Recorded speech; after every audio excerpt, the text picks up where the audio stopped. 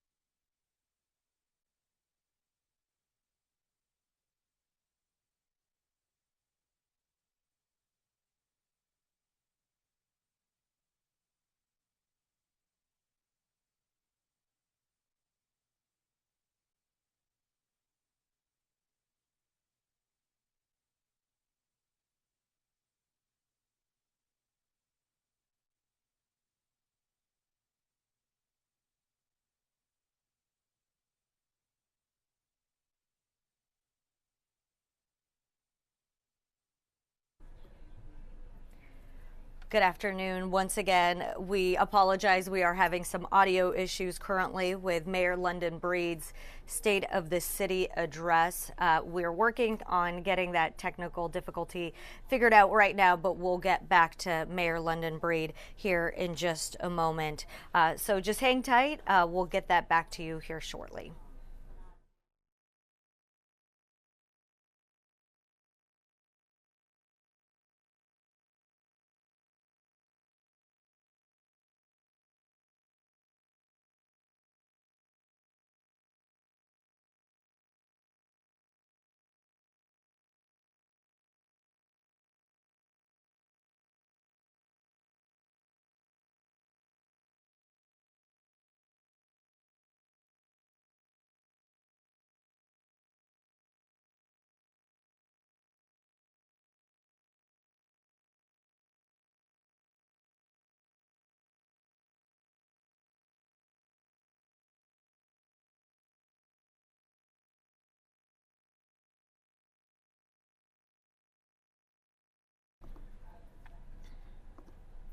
Okay, it looks like we were able to fix the audio issue with Mayor London Breed and her address, State of the City address. Let's go ahead and listen in.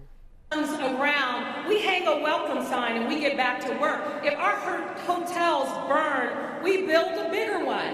And if that crumbles, we build a great pyramid. We are San Franciscans. We're not beholden to past catastrophes. We're not victims of circumstances. We are the captains of our own ship. We are the city that knows how.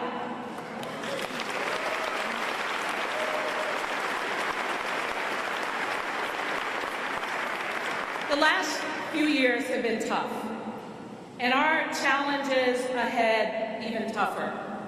Public safety concerns, a spiraling fentanyl crisis, empty offices, shuttered businesses, and profound learning loss among our children.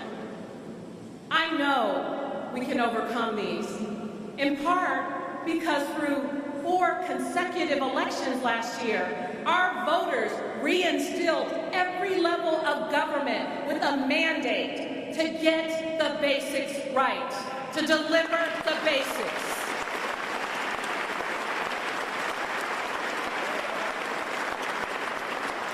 To put children before politics, to put results before posturing. And thank you to the voters of this city for electing our new district attorney, Brooke Jenkins.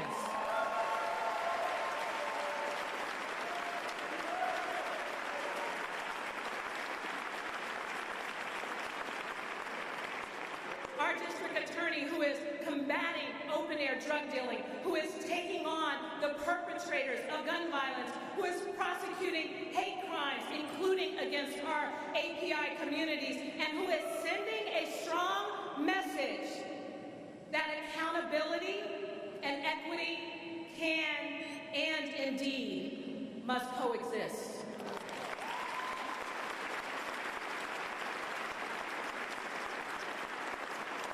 Thank you for electing Supervisors Matt Dorsey and Joe Longardio,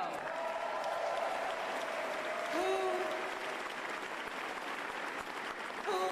champion public safety and who, like me, accept the rampant drug sales or struggling schools. I've been waiting for help like this for a long time.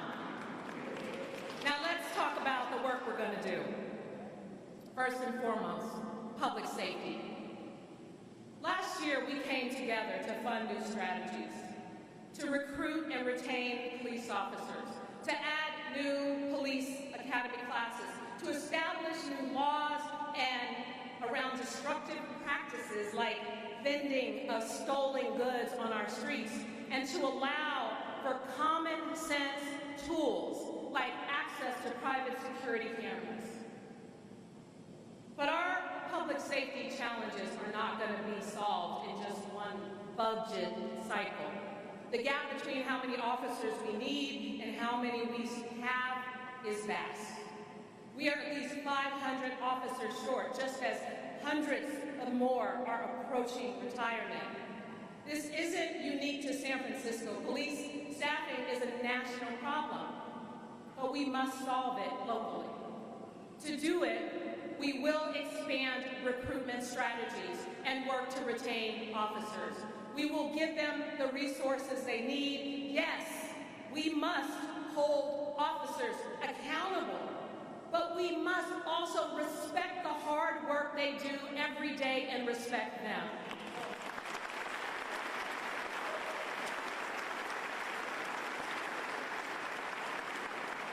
We can also support and ease their work with complementary alternatives to police interventions. That means ambassadors in the Tenderloin, downtown, and our transit stations across all of our neighborhoods who provide that positive presence on the streets. It means our street crisis response teams are out 24/7 responding to people who are in crisis. Our residents are demanding that we build a safe city, that we build back our police force, and we need to deliver for them. The push for full staffing has to be consistent and it has to be sustained. But full staffing is still years away. Right now, our officers are working overtime to meet the basic needs of our city. And in order to do that, we're going to have to make some hard decisions. So I will be introducing a $25 million budget supplemental to fund overtime and to keep our officers walking the beats, making drug arrests, and dealing with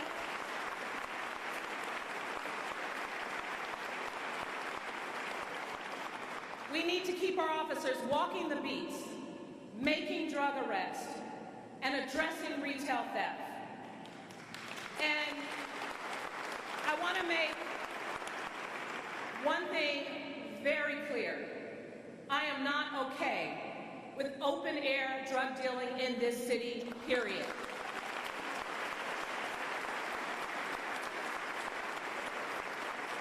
The families who are losing people to fentanyl are certainly not okay with it, and the people who work and live in the Tenderloin every single day, they're not okay with it. Yes, we are pushing for innovative programs to get people into care and to treatment, including working on overdose prevention programs. But we need to enforce the law.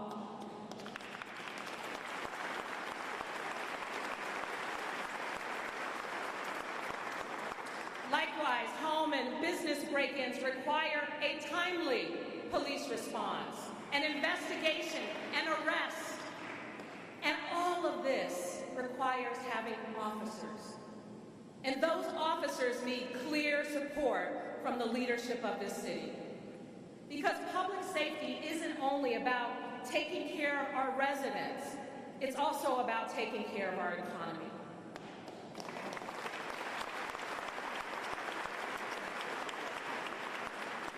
Over the last year, I visited businesses to meet not just with CEOs, but with workers. These are the people who ride BART and Muni every single day, who go to our bars and our restaurants, and who we need to bring downtown back to life. Their number one concern that I've heard over and over, office after office, public safety. And we have to listen. But even as we do, we must accept another tough fact. San Francisco downtown, as we know it, is not coming back. And you know what? That's okay. Empty office buildings have fueled dire predictions about economic doom and screaming headlines about the death of downtown. But let's keep some perspective here. In 1907, downtown was mostly rubble and ash. That's considerably worse than today's shift in how people are working. We have our challenges, but that doesn't mean it's the end of downtown. Like the Niantic, it's a call to action, to reimagine what our future holds, what we can be, to think about what kind of city we are and what kind of city we can be. The truth is, it won't be one thing that fixes downtown. It will be many things. And the good news is that downtown San Francisco has so many advantages: a beautiful waterfront location, local and regional transportation, a dense, walkable neighborhood, restaurants, bars, entertainment, and the proximity to iconic venues like Oracle Park and Chase Center. And most importantly, we have unparalleled talent, a culture where it's common to dream of the next great idea that will change the world. Behind me is Astranis, a company that is building satellite technology that brings high-speed internet access across the world. Millions of people can benefit from what is being built and designed right here. When asked why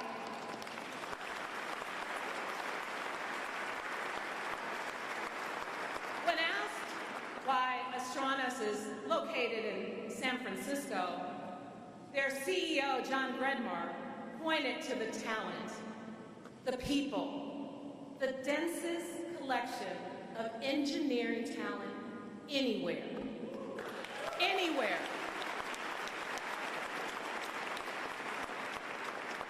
Pier 70 has a rich history of fostering the future. The ironworks that drove shipbuilding through our city's early history and 2 world wars. The BART tunnels were built right here. And now a satellite tech company is here building the future? That's pretty amazing.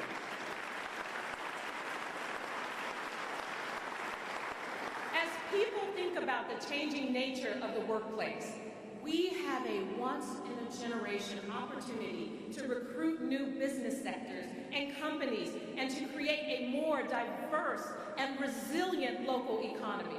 Whether that's in finance or healthcare or green tech, biotech, or in driverless vehicles, which are out testing our rising hills and narrow streets, or in artificial intelligence, a groundbreaking industry that is just tapping into a new vision of what's possible and growing right here in San Francisco. They're talking about it across the world. It's growing in our city.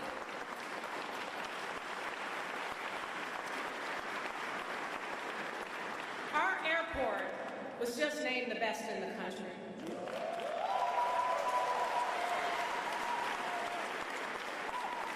You see, this city, it is ready to foster a spirit of success. And for the past several months, I've met with business leaders, small businesses, and workers to seek and share ideas. And today, we are releasing my plan, a roadmap for the future of downtown.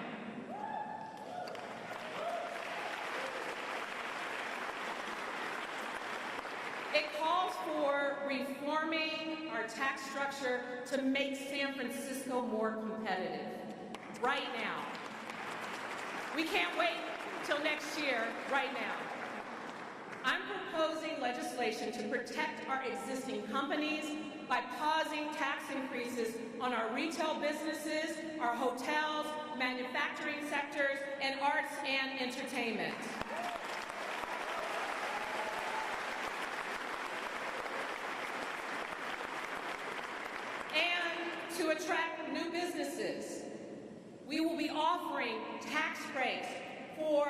3 years for any company that wants to start business in San Francisco.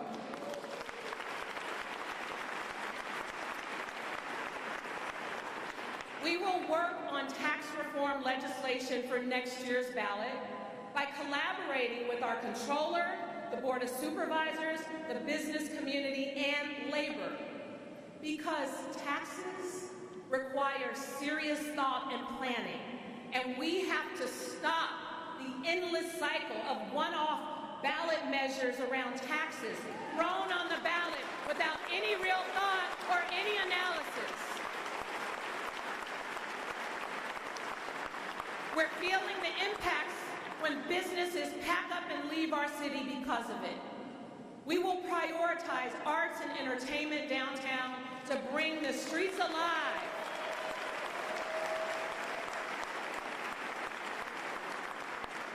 Through rezoning efforts and investments and a new arts, culture, and entertainment district.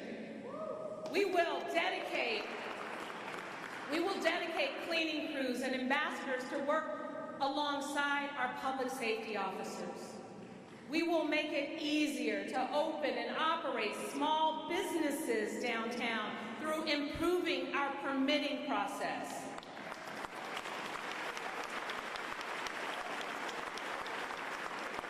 We will hire more transit operators who we desperately need to bring Muni service back all over this city. And of course, to recruit police officers and Muni operators to create a more resilient, thriving local economy, we need homes that working people can actually afford.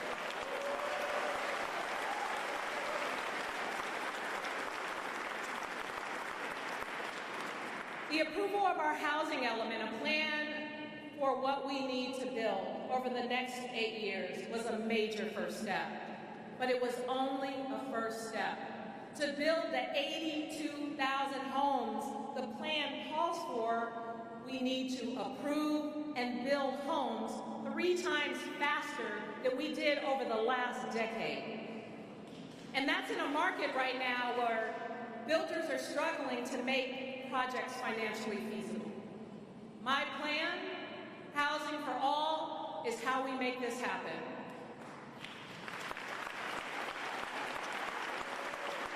And it's built on a simple premise. We need to remove the barriers to build new housing, period. That's it. That's it. The plan starts with my executive directive setting out what our departments need to do. We will remove all barriers to all new housing, open up the housing pipeline, untangle city processes and get departments delivering results faster, cut fees and other costs, identify the funding for affordable housing to meet our goals, and rezone areas all across the city, in all neighborhoods. All neighborhoods have to be a part of the future of this city.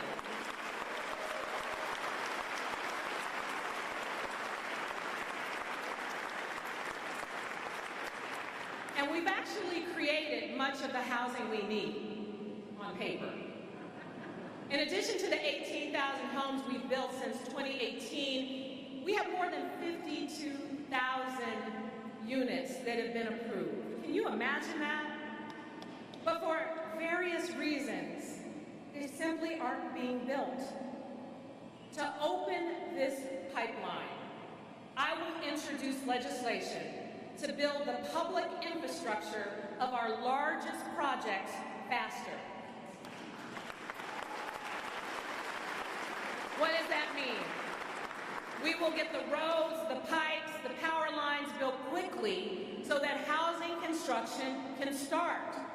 The Potrero Power Station, just down the road from here, is already on board and ready to go. You see, this project alone has 2,000 new homes stuck in the pipeline and would create over 1,000 union jobs. This one project. With our legislation, we can break ground on new workforce housing this year. This one policy could help unlock tens of thousands of homes, including nearly 13,000 affordable homes. Housing for all is a promise that the next generation of San Franciscans will be able to afford to live here, that our families will have homes to raise their children, that our workers can live near their jobs and not be forced to long commutes that choke our roads and pollute our air.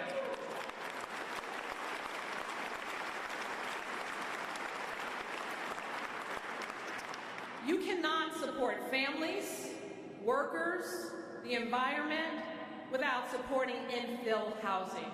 You cannot say you want to address homelessness without building homes.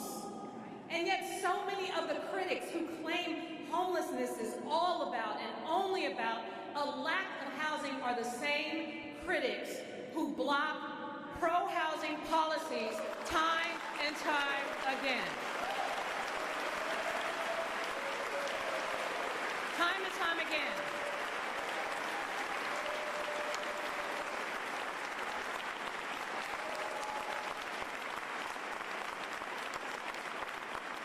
Not anymore. We must build, and we must build now. And speaking of housing the homeless, look at what we were able to do the last few years. San Francisco was the only county in the Bay Area to reduce homelessness over the last 3 years, a 15% reduction in unsheltered persons on the street.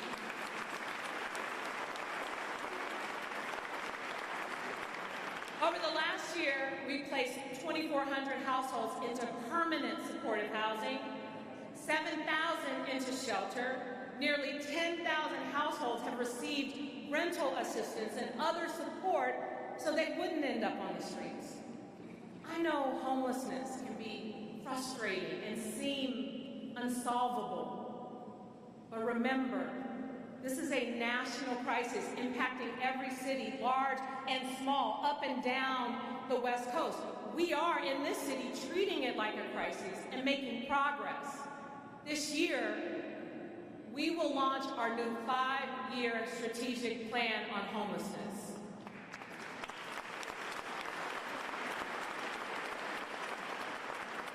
It will set clear goals for our departments and nonprofit partners, which we will demand that they meet. We will work to complete our plan to add new mental health beds, and we will work with the state to add even more. We will push forward our overdose prevention plan, working with Supervisors Dorsey and Ronan to continue bringing overdose deaths down in our city.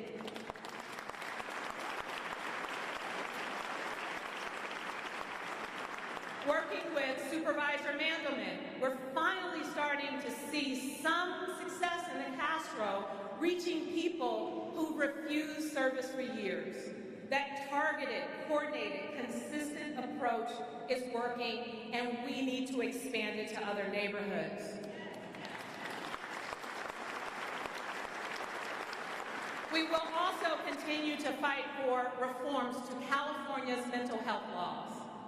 Our reforms have been defeated again and again in the state legislature, despite the heroic efforts of leaders like Senators Scott Wiener and Susan Eggman.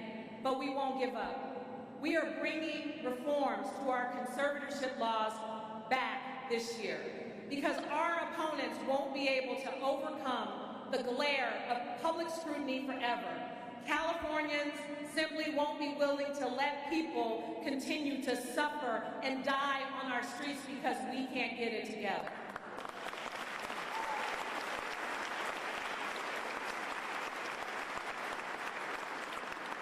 This year, we will also continue to better serve San Francisco's families through our Children and Family Recovery Plan, providing vouchers and subsidies for early education, paying early educators more, developing a pipeline to recruit and train more educators, offering summer learning opportunities, academic support to combat the learning loss, mental health support, and paid internships for our kids.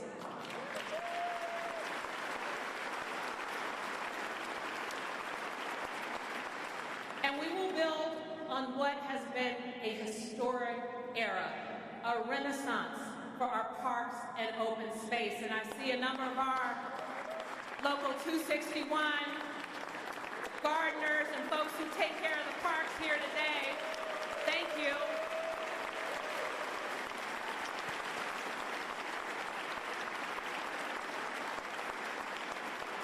The Renaissance is because of the hands of the people that take care of these parks every day. In 2022, we opened Tunnel Tops, Battery Bluff, Francisco Park with breathtaking views that are absolutely unmatched anywhere in the world.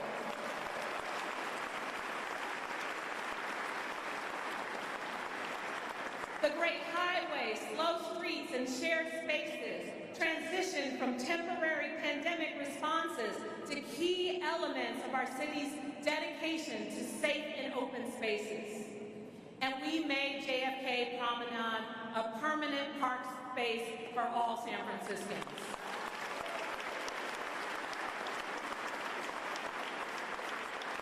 We'll continue these historic investments in our parks, like India Basin, which will transform our southern waterfront and the Bayview Hunters Point for decades to come.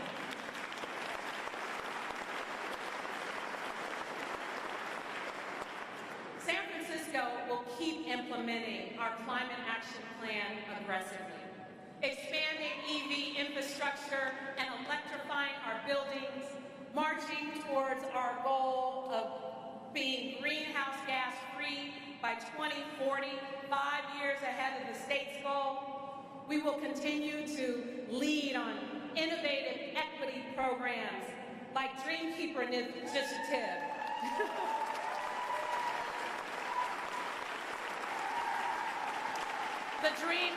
The Dreamkeeper Initiative, which just doesn't talk about what we're going to do for the Black community, it does what we need to do for the Black community.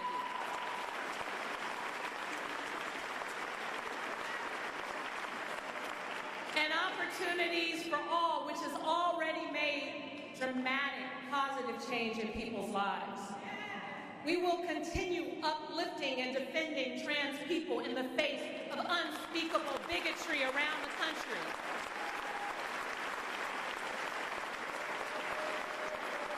We will do all this while continuing to reform how our government functions. We started with slashing the time it takes to hire new city employees. That means getting our mechanics, street cleaners, nurses, bus drivers, and gardeners, our union workers, on the job sooner so that they can take care of this city.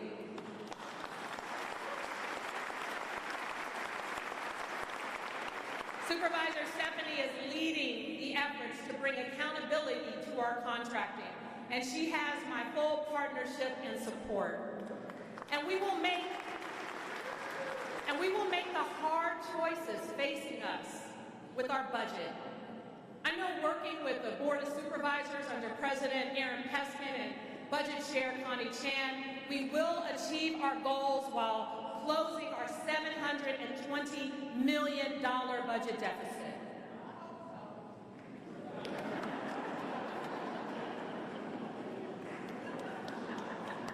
We're gonna do it, Felicia.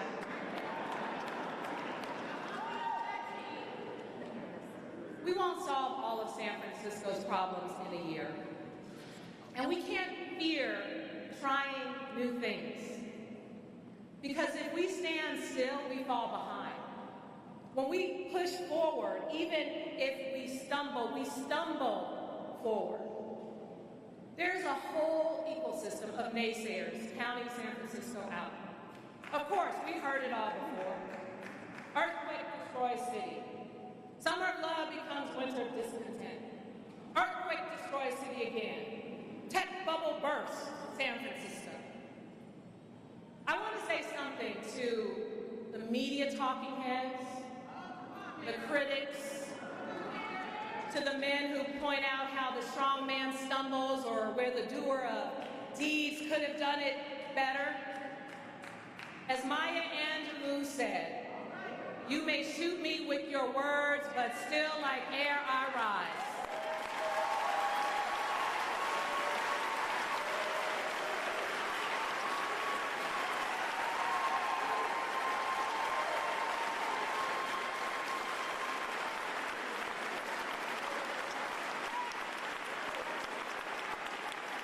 So you can write us off, but you better write in pencil, because we have proved you wrong every time before, and soon we will again. It's what we do. We endure, we adapt, we lead. In this city, anything is possible. We turn ships into hotels and offices, power plants into housing and new neighborhoods. We build satellites that sweep across the sky, and we create a world where young girls from the projects could be mayor.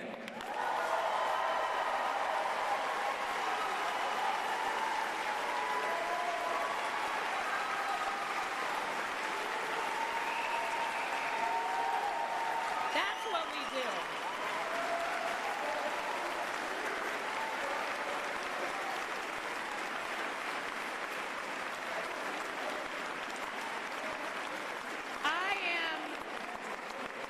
I am committed to you. I'm committed to this city. And I am inspired by the knowledge that together we will do what have always been done. We will rise, we will stumble, and we will rise again. With our voice in unison, our eyes to the future, we will show the world that this is San Francisco, and we will never, ever give up. Thank you.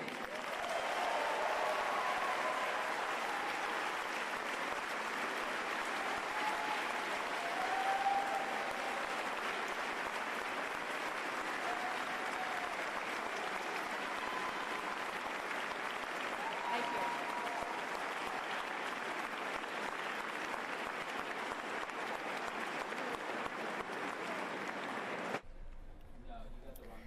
Good afternoon. I'm Karina Nova, live here in the ABC7 newsroom, and you were listening to Mayor London Breed there giving her State of the City address. We heard the main theme there being public safety. She talked about gun violence, fentanyl, open air dealings, the downtown of San Francisco and that revitalization, and so much more. We have our reporter, Leanne Melendez, who's at that event covering it, and she's going to bring us so much more. And, you know, as a follow-up to everything that we heard from London Breed say she's going to do to make our city better. We're going to toss it back to regular programming for now, but make sure you tune in to ABC7 News at 3, 4, 5, and 6 this evening, and you can always get the very latest on this story and others on abc7news.com. Thanks for watching, and again, we're going to take you back to regular programming.